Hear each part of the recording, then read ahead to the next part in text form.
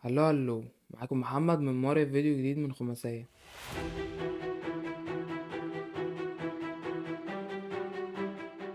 قبل ما ابدا حابب اشكر كل حد عمل لايك شير كومنت على الفيديو اللي فات، ولو مش عامل سبسكرايب انزل اعمل علشان ما يفوتكش فيديو كل جمعة. وفي خماسية النهاردة هنقول ايه احسن 5 افلام لهاني رمزي.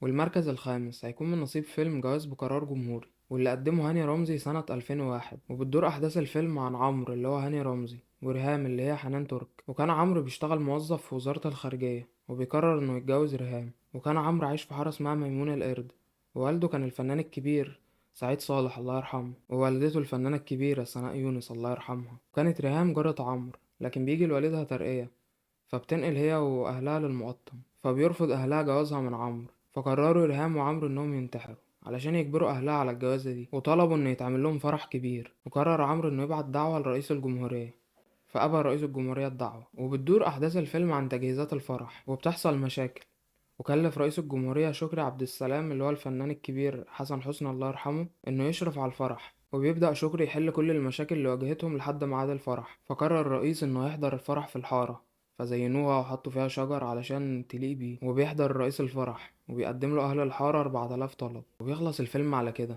اللي قدم فكرة جديدة وشبه خيالية، لكن هو فيلم في ذاكرة ناس كتير ويستحق يكون موجود معانا في الخماسية.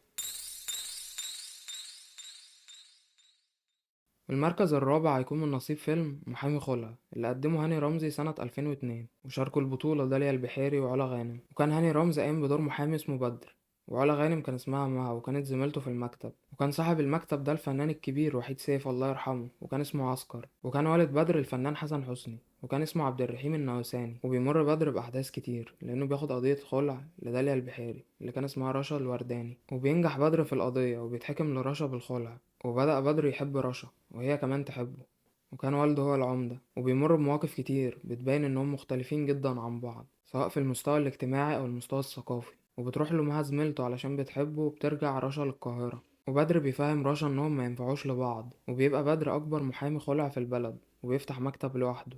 وبينتهي الفيلم على نفس مشهد دخول رشا علشان ترفع قضية خلع على جوزها، لكن المرة دي بتكون حنان ترك.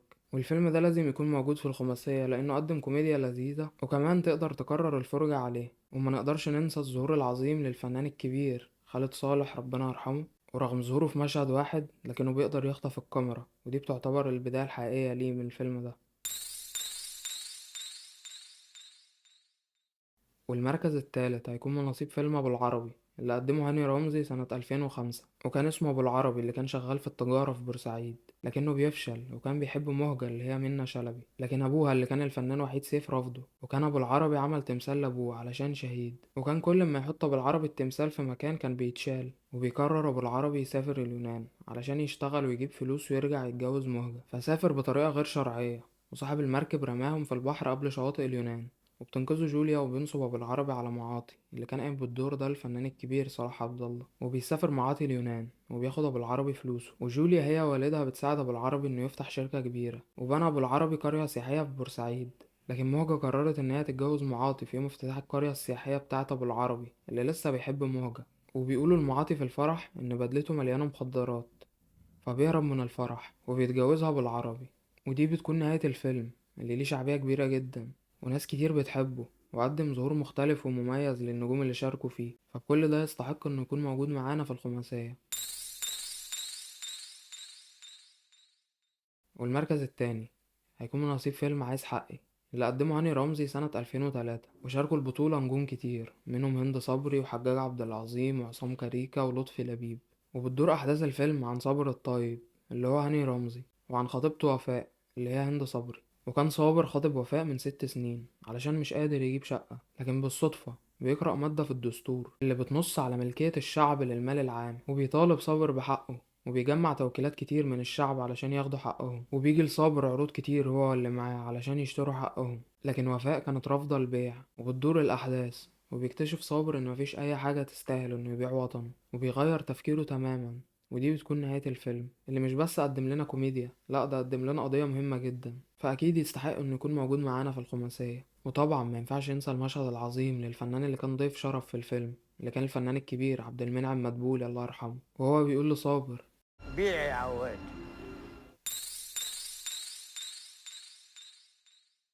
والمركز الأول هيكون من نصيب فيلم غبي منه فيه اللي قدمه هاني رمزي سنة 2004، وشاركوا البطولة نيللي كريم وحسن حسني وطلعت زكريا الله يرحمه. وبتدور أحداث الفيلم عن سلطان اللي هو هاني رمزي وسامية اللي هي نيللي كريم. وراح سلطان يخطب سامية، لكن والدها اللي كان الفنان الكبير سعيد طرابيك الله يرحمه اداله مهلة شهر علشان يجهز طلبات الجواز. واتعرف سامية سلطان على جوز خالتها ضبش اللي كان الفنان حسن حسني، واللي بيخلي سلطان يشتغل معاه في السرقة. ولأنه سلطان كان غبي فكان بيبوظ كل عمليات السرقة اللي كانوا بيعملوها. فضبش اداله آخر فرصة، فكسر سلطان موتوسيكل ضبش، فضبش بيطرده. فبيروح سلطان لصاحب نصة اللي هو الفنان طلعت زكريا علشان يعلموا السرقة ويشتغلوا مع بعض. فقرروا انهم يسرقوا بنك، بس قبل ما ينفذوا سبقهم حرامية تانيين، ودار بين الشرطة والحرامية التانيين اشتباك. ولسوء حظ سلطان ونص عربيتهم كانت مشبوكة في عربية الحرامية وبيتصابوا. وبعد كده نص بيقرر ان هو اللي هيخطط بعد كده، فبينجحوا انهم يسرقوا خزنة، لكن بيعرفوا من الاخبار ان الفلوس دي بتاعت ايتام، فقرروا انهم يرجعوها. وفي نهاية الفيلم بيتصل سلطان على برنامج وبيقول لهم على هدوم صاحب الفلوس يلبسها علشان يعرفوا سلطان وهو راح يديها له. لكن لما بيروح سلطان على المكان علشان يسلم الفلوس بيلاقي مصر كلها لابسة نفس اللبس. وبيخلص الفيلم في المشهد ده وهما بيجروا. وبينجح الفيلم نجاح كبير جدا، وبيقدم لنا هاني رمزي شخصية مختلفة، وفي الفيلم كوميديا كبيرة، وبتقدر الشخصيات تضحكك من غير ما تتكلم. فأكيد يستحق فيلم غبي منه فيه إنه يكون أحسن فيلم لهاني رمزي والمركز الأول في الخماسية بتاعتنا. وكده تكون خلصت خماسيتنا، استنوني في خماسية جديدة. ولو عجبك الفيديو اعمل لايك وشير وقول لي رأيك في الكومنت وخماسيتك للتصنيف ده. ولو عايز تشوفني تاني اعمل سبسكرايب. ولو حابب تشوف مقتطفات من حياتي الشخصية هتلاقي تحت لينك الانستجرام. وسلام.